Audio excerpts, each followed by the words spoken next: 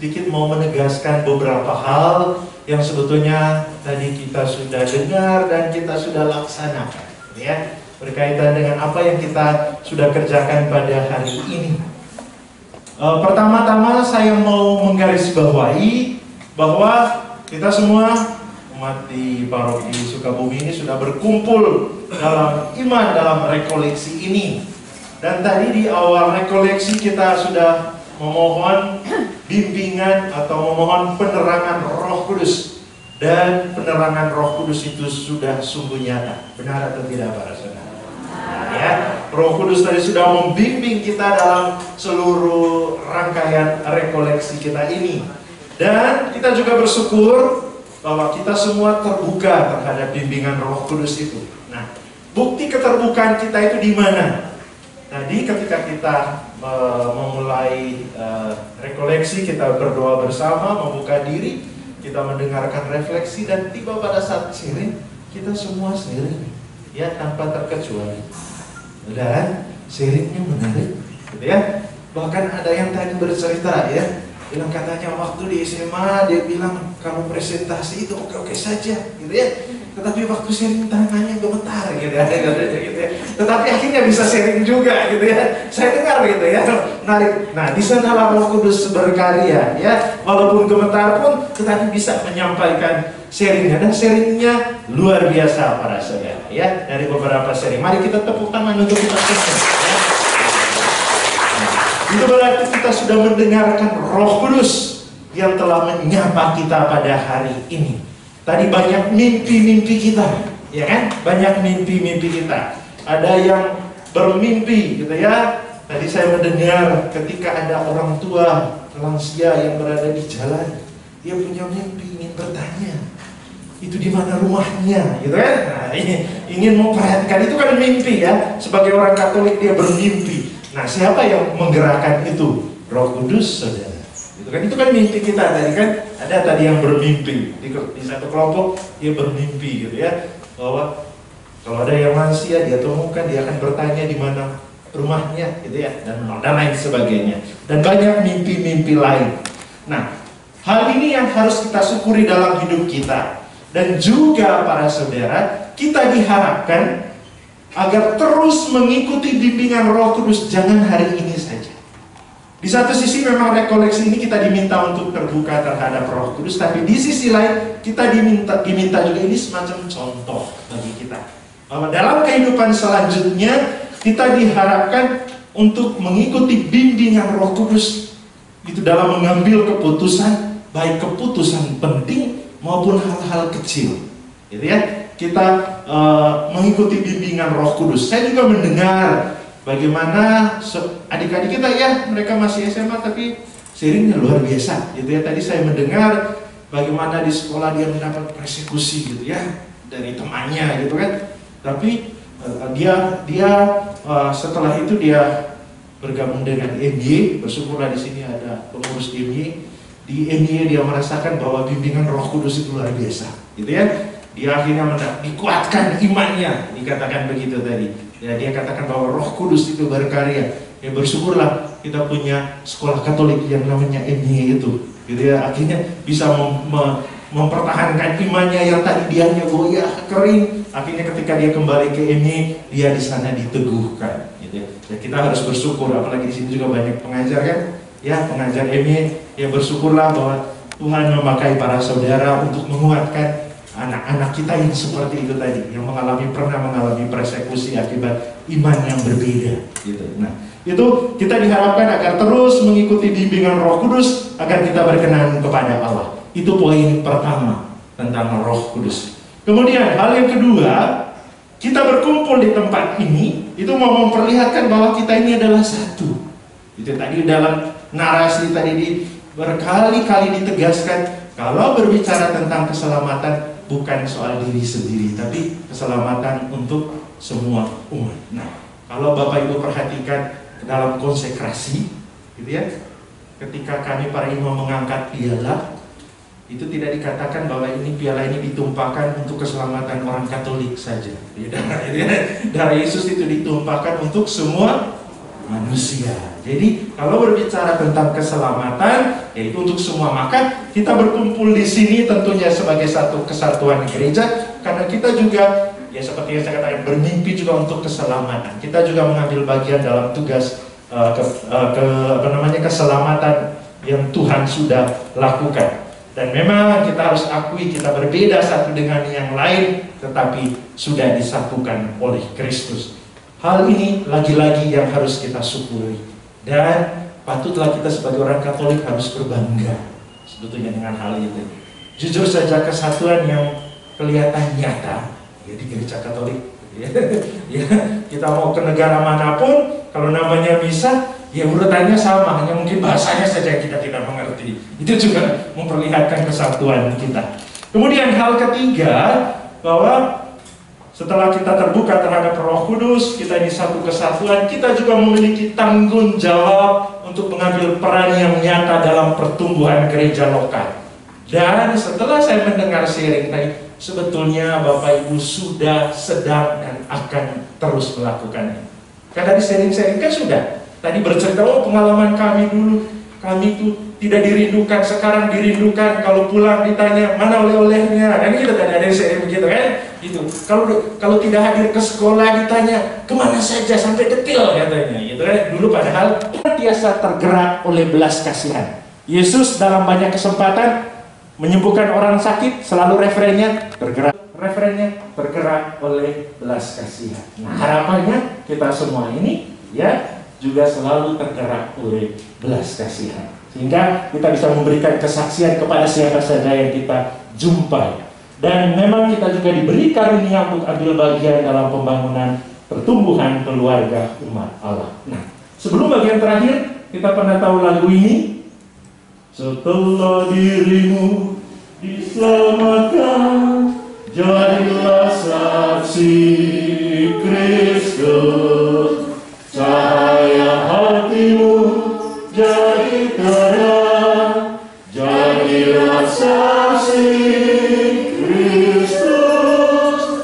Tujuan hidupmu jadi nyata, jadilah saksi Kristus. Nah, para saudara, poin yang terbawa pulang dari tempat ini, dari refleksi ini, bahwa kita diminta untuk setia menjadi saksi Kristus. Para saudara selama ini sudah menjadi saksi, gitu ya. Nah, sekarang tinggal di setia saja, gitu ya. Bahkan tadi dalam sharing ada yang nampaknya diberi ilham, gitu ya. Dia tidak meminta izin untuk doa di rumahnya, tetapi memberitahu. Wah, itu bagus juga, itu strategi itu, ya. Katanya kalau minta izin pasti tidak diberi izin gitu. Maka saya bilang saya memberitahu gitu kan. Itu waduh, itu luar biasa para saudara ya. Dari sini itu berarti kita mau menjadi saksi dengan segala macam cara, dan Tuhan saya yakin membukakan jalan bagi kita. Kudus, seorang tidak mungkin menjadi saksi Kristus. Ya, kalau mau menjadi saksi Kristus yang handal, mohonlah Roh Kudus. Roh Kuduslah yang akan memampukan meletakkan apa yang harus kita katakan dari mulut kita, meletakkan apa yang kita harus pikirkan. Maka mohonlah kepada Roh Kudus. Roh Kuduslah yang akan memampukan kita untuk sungguh-sungguh berelasi dengan Allah, mengalami Dia dalam kasih-Nya. Dan Roh Kudus yang sama yang memampukan kita untuk menjadi saksi. Nah, para saudara, maka seperti dalam bacaan refleksi tadi yang dibacakan oleh Sister Grace, ada satu ayat terakhir, ayat 16, dikatakan, demikianlah hendaknya terangmu bercahaya di depan orang, supaya mereka melihat perbuatanmu yang baik dan memuliakan Bapamu yang di surga. Jadi kalau kita sekarang berbuat baik bukan untuk dipuji-puji, tapi tujuannya supaya orang itu juga memuliakan Allah. Kalau kita berbuat baik, dia memuliakan Allahnya, tugas kita sudah selesai. Menarik kan? Ya kan? Ketika para saudara berbuat baik, memberi kesaksian, dia memuliakan Allah. Nah, itu yang harus kita syukuri. Dan terakhir, saya hanya mengingatkan 4 kata kunci yang saya sudah katakan. Ada Roh Kudus di sana, kemudian ada kesatuan, ada peran yang nyata, dan kemudian yang terakhir adalah saksi. Tuhan memberkati kita semua. Bagaimana kami mau menyebut nama-Mu seandainya Yesus Mesias tidak berbicara tentang Dikau? Kami mohon, semoga Ia berkenan mendahului dan membimbing kami menuju Engkau, sumber kehidupan semua orang. Demi Yesus Kristus Putra-Mu Tuhan dan pengantara kami, yang hidup bersama Engkau dalam persekutuan Roh Kudus Allah sepanjang segala masa. Amin. Bacaan dari kitab kedua Samuel. Ketika kembali sesudah memukul kalah orang-orang Amalek, Daud tinggal 2 hari di Siklag. Maka datanglah pada hari ketiga seorang tentara. Aku lolos dari tentara Israel. Bertanyalah pula Daud kepadanya, apakah yang terjadi? Coba ceritakan kepadaku. Jawabnya, rakyat telah melarikan diri dari pertempuran. Bukan saja banyak rakyat yang gugur dan mati, malah Saul dan Yonatan, anaknya, juga sudah mati. Maka Daud memegang pakaiannya dan mengoyakkannya, dan semua orang yang menyertai dia berbuat demikian juga. Mereka meratap, menangis, dan berpuasa sampai matahari terbenam karena Saul, karena Yonatan anaknya, karena umat Tuhan, dan karena kaum Israel, sebab mereka telah gugur oleh pedang. Kebanggaanmu, hai Israel, mati terbunuh di bukit-bukitmu. Sudah gugurlah para pahlawan, Saul dan Yonatan, orang-orang yang dicintai dan yang ramah, dalam hidup dan matinya tidak terpisah. Mereka lebih cepat dari burung rajawali, mereka lebih kuat daripada singa. Hai anak-anak perempuan Israel, menangislah karena Saul, yang mendandani kamu dengan pakaian mewah dari kain kirmisi, yang menyematkan perhiasan emas pada pakaianmu. Sungguh, Sudah gugurlah para pahlawan di tengah pertempuran. Yonatan mati terbunuh di bukit-bukitmu. Sedih hatiku karena engkau, saudaraku Yonatan. Engkau sangat ramah kepadaku. Bagiku cintamu lebih agung. Betapa gugur para pahlawan, dan musnahlah senjata-senjata perang. Demikianlah sabda Tuhan.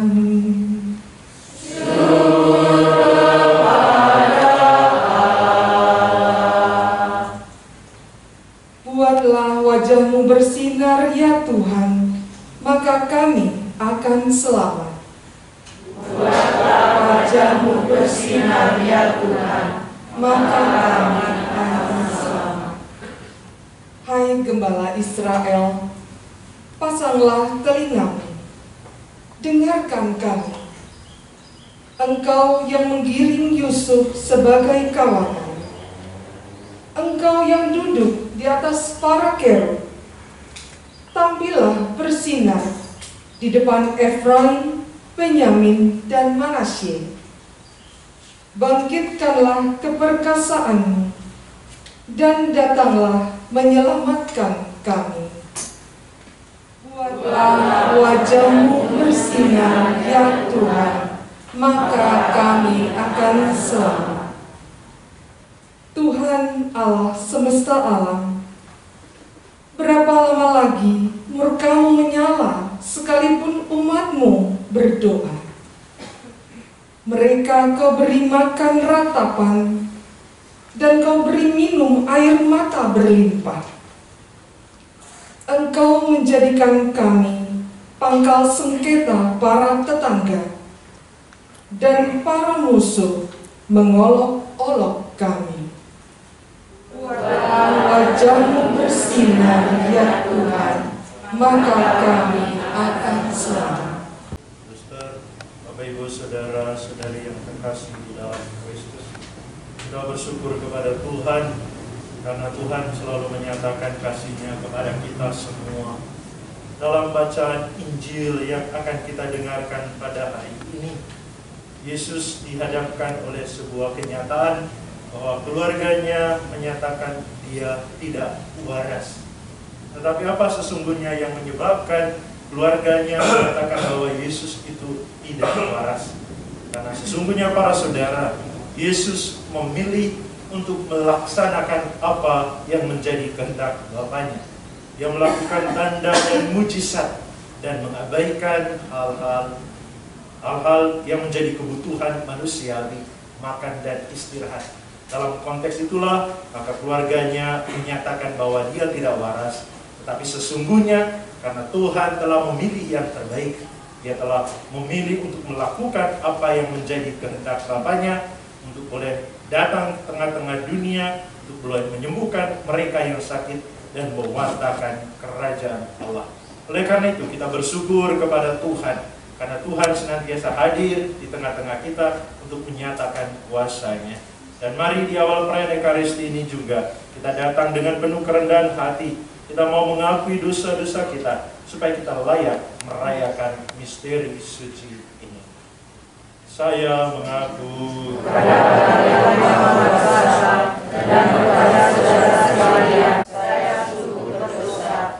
Oleh sebab itu saya mohon kepada Santa Perawan Maria, kepada para malaikat dan Tuhan, supaya mendoakan saya pada Allah Tuhan kita. Semoga Allah yang Maha Kuasa mengasihani kita, mengampuni dosa kita, dan menghantar kita ke hidup yang kekal. Amin. Tuhan kasihanilah kami. Tuhan kasihanilah kami. Kristus kasihanilah kami. Kristus kasihanilah kami. Nanti bisa dilihat ya, cari googling soal bahasa Ibrani ini. Nah, saudara terkasih, konteks ketidakwarasan ini muncul dalam bacaan pertama ketika Saul dan Yonatan sudah tidak tahu lagi apa yang dipikirkannya tetapi mereka berjuang untuk bangsanya, sehingga ia mati terbunuh. Pengorbanan itu selalu seolah-olah tidak waras, karena akan sampai yang mengorbankan dirinya sendiri. Kemudian dalam bacaan Injil, Yesus pun juga seolah dianggap tidak waras oleh keluarganya. Pada COVID disuruh bubar, berkerumun. Kemudian karena karya Yesus yang luar biasa, orang berkerumun berkumpul ingin bertemu, mendengarkan, bahkan mungkin mendapatkan mukjizat dalam bentuk penyembuhan dan hal yang lainnya. Sehingga Yesus dan murid-muridnya pun tidak sampai makan, tidak memikirkan makan. Dan ini hitung-hitungan dari keluarganya. Ini gak waras apa ya? Kok mikirin orang terus tapi dirinya tidak dipikirkan. Dari konteks ini kita melihat ketidakwarasan ini bukanlah dalam pengertian sudah tidak bisa menggunakan pikirannya dengan baik, tetapi karena keinginannya, pikirannya melampaui pikiran-pikiran biasa. Tentu